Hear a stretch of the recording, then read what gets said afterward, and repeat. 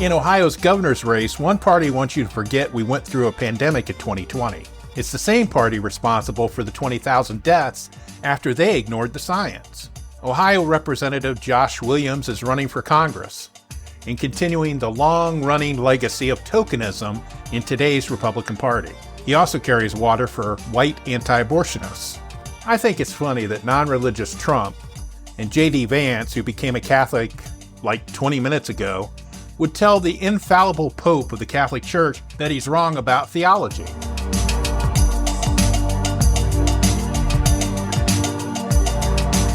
This is Secular Left with Doug Berger, an independent, religion-free, progressive viewpoint on topics of the day.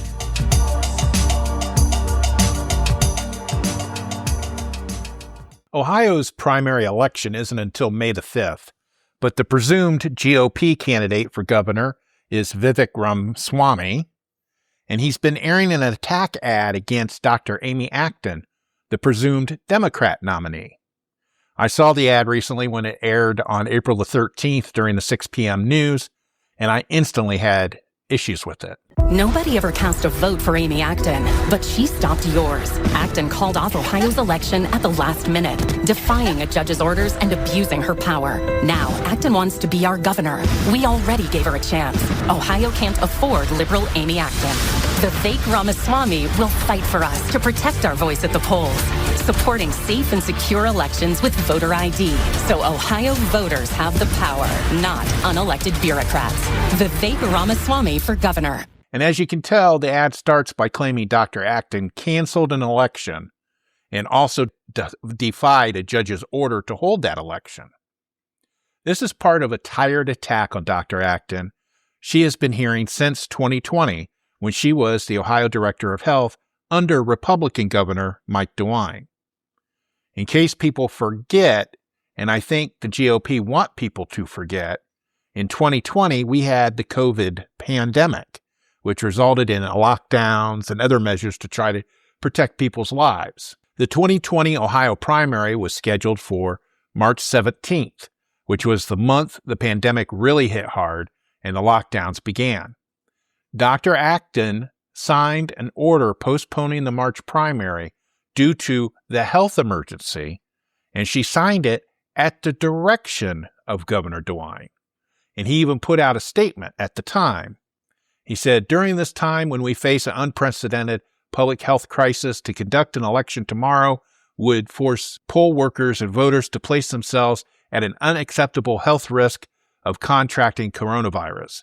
As such, Health Director Dr. Amy Acton will order the polls closed as a health emergency. While the polls will be closed tomorrow, Secretary of State Frank LaRose will seek a remedy through the courts to extend voting options so that every voter who wants to vote will be granted that opportunity." And he put that statement out the day before the primary was supposed to be. Governor DeWine wanted to postpone the primary to June, and the Ohio Supreme Court ultimately ruled that the primary could be postponed.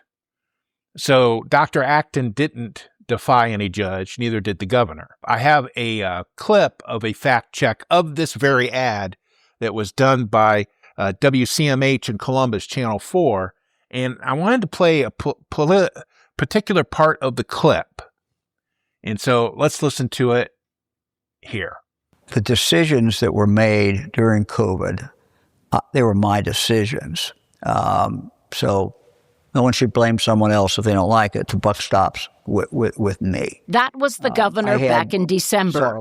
This week, members of the GOP sent me this health department order with Dr. Acton's signature that canceled the 2020 primary election. In a phone call, Lieutenant Governor candidate Rob McCauley told me he stands behind the ad. He says the election was canceled because of Acton's guidance, and she violated her constitutional and statutory authority as the governor's chief advisor. But the governor this week told me he ordered Acton to sign that directive. I've learned the day before the election there was a telephone call to talk about whether or not the primary should be canceled.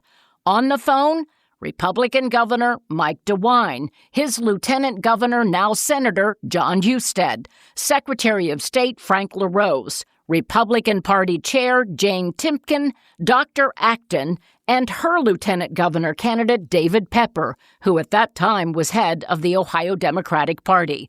The governor says he listened to all of them.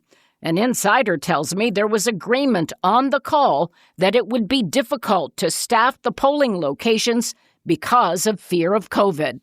As for who was calling the shots, some months ago, I asked John Husted about that. Governor DeWine is right. It was his decisions. And Dr. Acton was very cautious. She wanted to shut businesses down, shut schools down, not let sports happen. And I was on the other side of that, saying we need to open businesses up. We need to get schools open. We need to have sports playing again. And the governor ultimately made those decisions. Now, I've checked reporting from back at that time, ours and others. No one within the administration was questioning the cancellation of the primary election. Secretary LaRose is quoted as calling it a plan laid out by the governor, Husted, and LaRose. Now, again, that is, you heard the governor basically confirm that he directed Dr. Acton to cancel. Not cancel, I don't want to say canceled. They said cancel, postpone the primary. And again, it was a primary election, not a general election. And the GOP sent the reporter there, Colleen Marshall, the copy of the order with her name on it. Well, Dr. Acton's the director of health. She has to sign the order, but she did it at the direction of the governor. And then the other part of that clip that I wanted you to pay attention to was when Colleen Marshall notes that before the primary was postponed, there was a conference call between Frank LaRose, the Secretary of State, the governor, John Husted, the lieutenant governor at the time, Dr. Acton, and Jane Timken, who was the head of the Republican Party in Ohio at the time, and David Pepper, who was the head of the Ohio Democratic Party at the time. And they discussed the issue, and they came to a consensus that it would be best to postpone the primary. And that's why I say that Rob McCauley should know that information. But as you heard in that clip from Channel 4 in Columbus, he is sticking with his story. Now, the Ohio legislature did pass a law in late March that required the primary to happen in April. But in a compromise with the health emergency at the time, there would be no in-person voting. It would be all done by absentee ballot. And an exception was made for those who couldn't vote by mail. Either they were elderly or disabled, but there would be one central voting location in each county allowed, and there were strict guidelines and masks were required because they wanted to limit the exposure.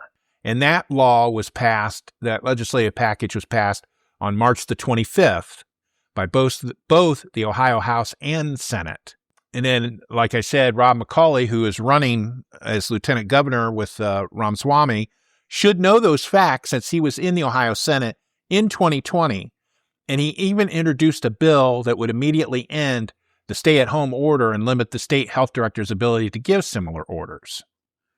So his claim that Dr. Acton acted unconstitutionally is false, or else he wouldn't have had to introduce a bill to limit the health director's ability to give similar orders, right?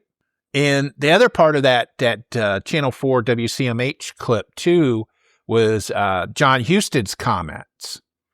And it pretty much leads to where it happened that Dr. Acton ended up resigning in June of 2020 because, as John Husted said, he wanted to get businesses back open and sports going and everything. They wanted to undo all the stay-at-home orders and let people be outside again because, for whatever reason, even though the science didn't say, the medical people were still saying that it was too dangerous. But they got tired of it. And that's when the Republicans started politicizing the coronavirus response here in Ohio. And John Husted was one of those that did that. So does Macaulay and some others. And they ended up, the governor then lost his nerve and started listening to the politicians rather than the medical people. And so he wanted Dr. Acton to revise some of the strict orders that she had previously signed, and then she decided against it. And there was an interview that she did with Colleen Marshall where she said that the Speaker of the House, Ohio House at the time, Larry Householder, is the one that demanded that she reduce some of the strict orders. And she refused to do it because she knows medical ethics and it's do no harm. And so the COVID pandemic, the whole entire pandemic, ended up killing about 20,000 Ohioans altogether. And Macaulay and the other Republicans just didn't care. They ignored the science for political gain. Now, another part of that Ramaswamy ad that I had an issue with was the claim that he would support secure elections and, quote, voter ID, unquote, whatever that means. I'm assuming he meant photo ID, since that is a big stink with Trump and company currently. But Ohio has required a photo ID to vote since 2023. And before that, it was one form of ID allowed, and in 2023, it was required. Passports and a U.S. military ID card, Ohio National Guard ID card, or U.S. Department of Veterans Affairs ID card are also allowed. What's not allowed is a student ID, which also has a photo. Imagine that. And also, we also have a law that doesn't allow undocumented people to vote at all in Ohio for anything.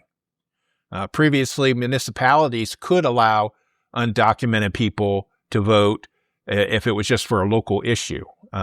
There's already a federal law that doesn't allow non-citizens to vote. So that's not a problem. The other thing to remember, too, is the GOP has controlled Ohio state government since 2011, and current Secretary of State Frank LaRose has worked to make it harder to vote and crows about how secure Ohio elections are constantly. Every election, he's celebrating it. So I'm not sure if there is any space for Ramaswamy or any Republican to support more secure elections. I mean, how much more secure can they be, really? But that's the problem.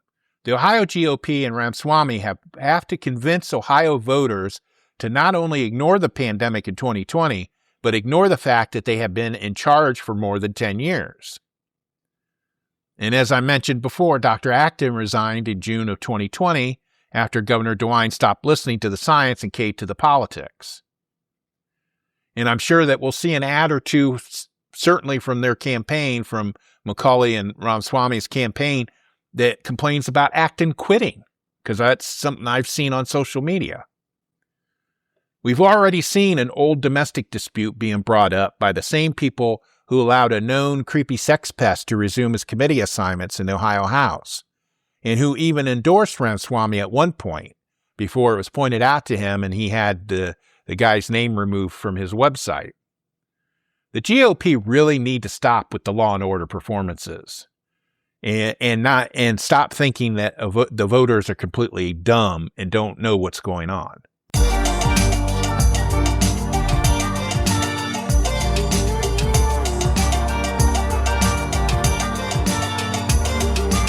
For more information on the topics in this episode and the links used, visit secularleft.us.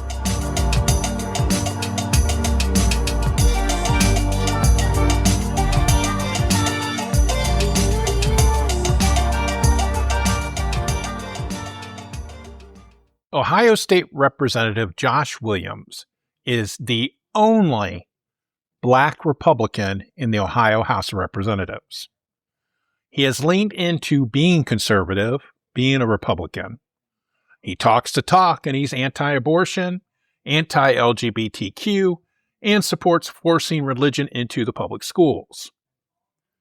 He claims affirmative action and DEI make Black people into victims stuck in poverty, when his own story shows that isn't true. He had a serious health issue years ago when he was a younger man, where he was bedridden for 6 years. And he had no high school diploma, and he had some legal issues. He used all of the programs available to low-income people with struggles like Josh, and he ended up going to college, became a lawyer, and like most conservatives, he then quickly forgot how he got to where he is now. Williams is one of 6 people running for the GOP nomination for the 9th Congressional District seat here in Ohio that is currently held by Marcy Kaptur. All of the candidates are trying to out-MAGA all the others so they can be the hand-picked puppet of Donald Trump. Now, I just don't understand why a black person would debase themselves to gain favor with the world's most famous racist. And that's just beyond me.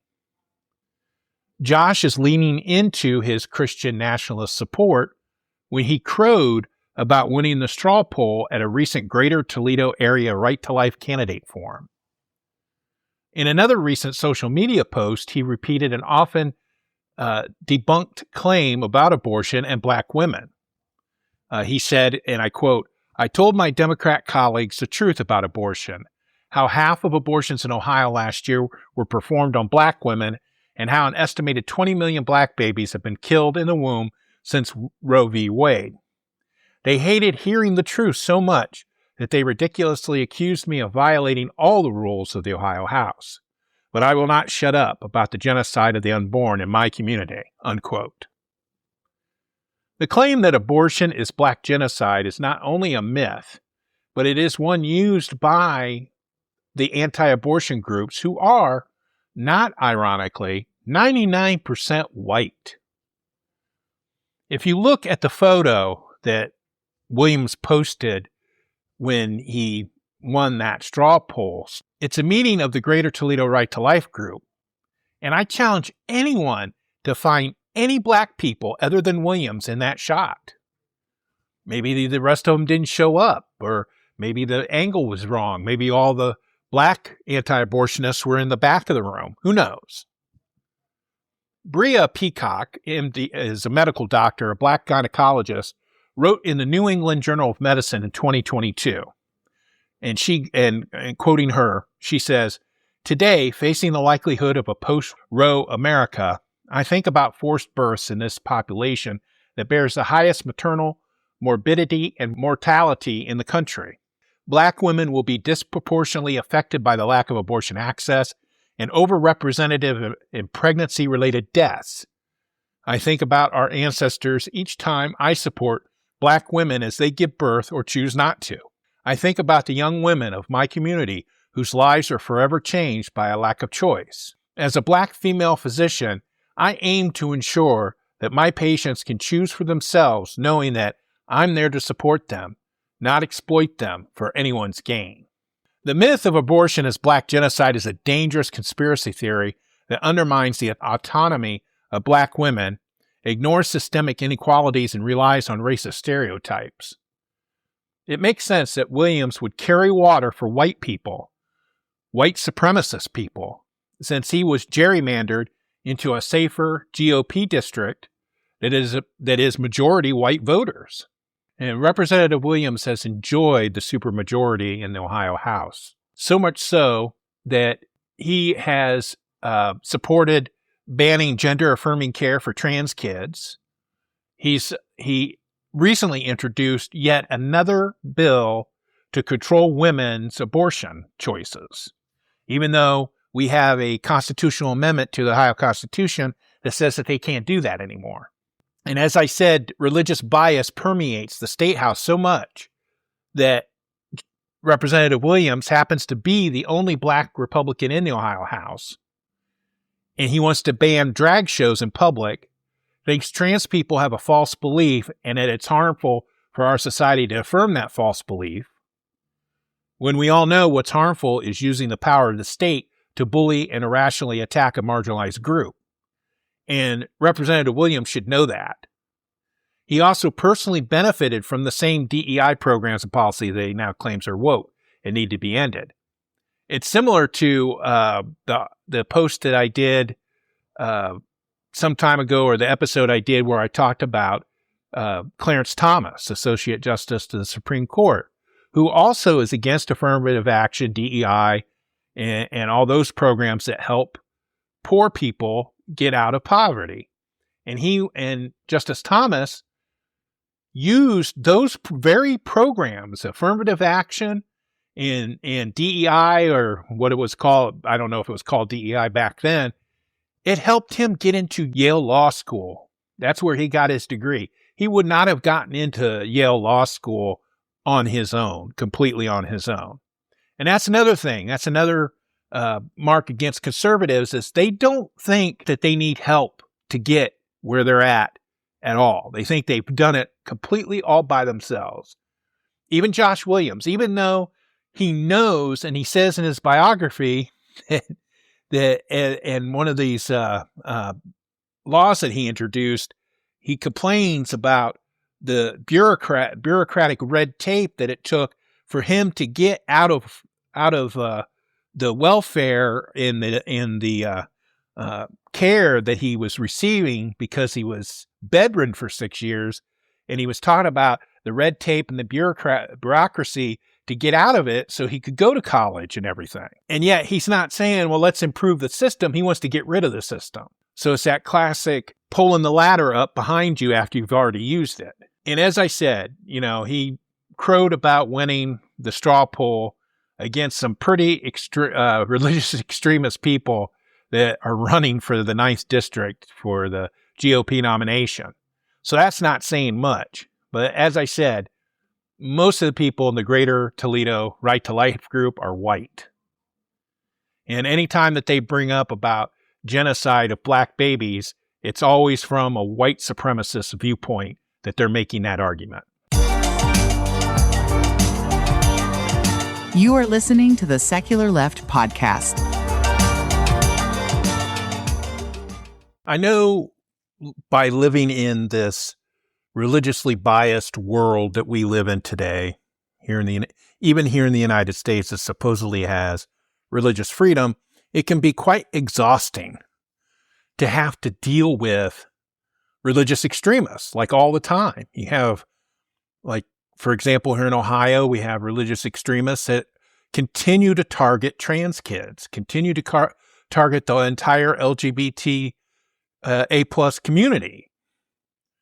We have religious extremists that are still trying to restrict abortion. We also have a representative who believes, because of his religious beliefs, that drag performances, no matter where they're performed, are naturally obscene. Just the fact that somebody believes that a trans girl is a predator. Now, I just don't understand how people think that way. I also don't understand how people aren't giving others basic dignity and worth. Especially, we've seen religious extremists go after undocumented people. And we know, I'm an atheist, I'm a humanist, I'm an atheist. Even I know religious teachings are at the complete opposite of that.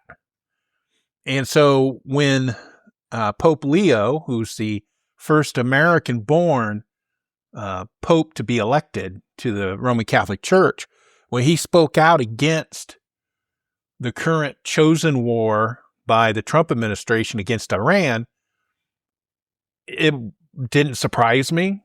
I don't have an opinion on it. He's the Pope. He's the leader of his church. It's not any different than a CEO of a company putting out a statement of their values. But because it's religion, it gets politicized. Well, at least currently here in the United States, religion gets politicized. And so with our current president, Donald Jefferson Trump, who is by all accounts a narcissist. I'm not a psychiatrist or mental health professional or anything like that. I'm just going by what I've been told and read in articles, that he's a classic narcissist, that he took that criticism by the Pope personally and lashed out at him, said he was weak on crime, whatever that means. And that he wants Iran to have a nuclear bomb, which is not the case. The Catholic Church has usually been against nuclear arms. And so this whole Trump administration, because Trump is mad about it, all his sycophants, all the people surrounding him, support him, and they do his bidding. And as any good authoritarian does, you surround yourself with people that will do what you want them to do. And so we have Vice President J.D. Vance, who blasts the Pope as well. And what is ironic about it is that J.D. Vance has a book coming out called, I believe it's called Communion, where he talks about his conversion to Catholicism. His wife is Hindu. He got married in a Hindu ceremony many years ago, but he decides to convert to Catholicism. And it makes sense because Catholics, according to the statistics, are the largest religious group in the United States that shifted to the right over the last few years. And the other thing also to know is that there is a large contingent of Catholics in our government currently that have sizable control. Several of the Supreme Court justices are Catholic. Coney Barrett, one of the newest associate judges, taught law at the University of Notre Dame.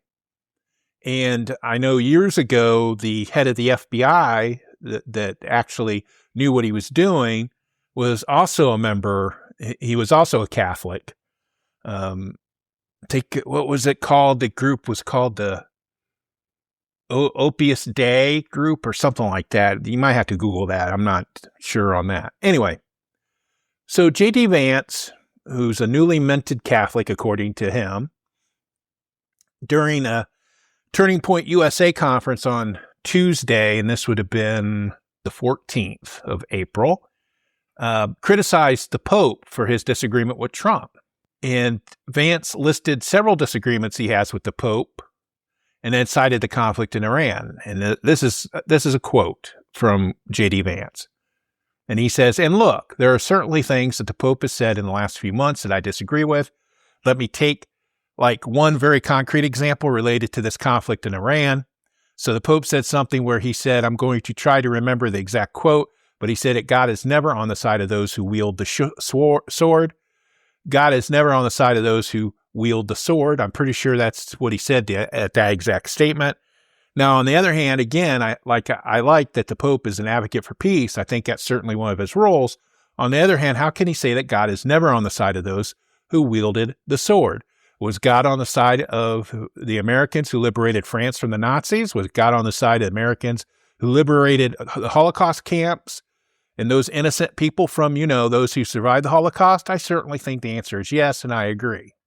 And in this article that I got this quote from, it says Vance equates World War II and Hitler's thirst for genocide to Trump's irrationally sneak attack on Iran. And that's the point. The Pope was criticizing Trump for attacking Iran for no real rational reason. In World War II, we had to fight. We had to defend people. We had to defend we had to defend not only the free world, but democracy against an evil person who was Adolf Hitler, who just so happened to trying to kill all the Jews that he could find. And to use a religious term, that was a righteous war. The Crusades, the people that fought the Crusades in Palestine in the 12th and 13th centuries, I think. My history is probably pretty bad on that. The Crusades, they believed that they were on a quest from God. So they thought that they were wielding the sword appropriately. And so what Pope Leo was talking about was that he was pointing out rightfully that Trump chose to attack Iran for no real reason. We weren't defending ourselves. We really weren't defending ourselves. So then at this Turning Point USA conference, Vance then goes on to lecture the Pope on doctrine. And he says, when the Pope says that God is never on the side of those who wielded the sword, there is more than a 1,000-year tradition of just war theory. Okay. Now we can, of course, have disagreements about whether this or that conflict is just, but I think that's it. That it's important in the same way that it's important for the Vice President of the United States to be careful when I talk about matters of public policy. I think it's very, very important for the Pope to be careful when he talks about matters of theology. So I think one of the issues here is that you're going to opine on matters of theology. You've got to be careful. You've got to make sure that it's anchored in the truth. And that's one of the things that I try to do. And it's certainly something I would expect from the clergy, whether they're Catholic or Protestant. And here's the thing, okay? I'm an atheist. I'm a humanist. But even I know that according to Catholic doctrine, the Pope is infallible. He is the ultra expert on theology and the Bible in the Catholic Church. You cannot dispute him on matters of theology. It is against canon law to do that. You could be excommunicated for going against the Pope on a matter of theology. And there are dozens and dozens and dozens of anecdotal evidence to prove that, of where you've had priests that have been defrocked and excommunicated because they decided that they knew better than the Pope when doing their masses or teaching their flocks. And so the fact that J.D. Vance, newly minted Catholic, thinks that he knows better than the Pope. Talk about arrogance. You know, these religious extremists are like that. It also blends into that common trope with these MAGA types that they just dismiss experts in whatever it is. They think that they're the experts in everything. And so it's just hilarious that the Vice President of the United States thinks that he knows more than the Pope. Now, it's just, I don't have a personal opinion on the whole fracas, because I really don't care. I just saw an article today where Bill Donahue, who is a Catholic extremist on the right, is kind of carrying water for Trump. In that he also disagrees with the Pope. He kind of hedges his bet, though. He doesn't come right. He isn't as confrontational as Vance was. He didn't say that the Pope should stay in his lane, but he supports Trump's war in Iran because, you know, most of the people on the right do, because it's, you know, they're getting rid of the evil people, the evil Muslims. And so, you know, that's the whole reason why they're doing that. And so even Bill Donahue is kind of like, oh, wait a minute, you don't want to do that, JD. And so, but he still kind of hedges his bets there. He doesn't want to get in the Pope's bad graces. But yeah, so I just think it's hilarious that when these religious Christian nationalists, religious extremists start fighting amongst themselves, it's very interesting because, you know, they get into these doctrinal theological arguments about things, and they always think that each of their views are the view, but then Trump is taking on the Pope, and there's a lot of regular Catholics that are upset about it. Unfortunately, I think he's going to find out. And he actually needs the Catholics more than the Catholics need him. And so it'll be interesting to see how that turns out. Thank you for listening.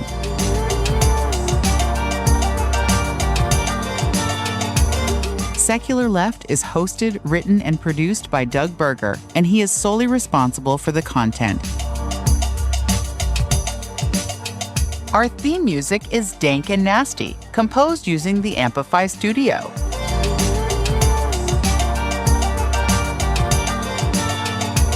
For more information on the topics in this episode and the links used, visit secularleft.us.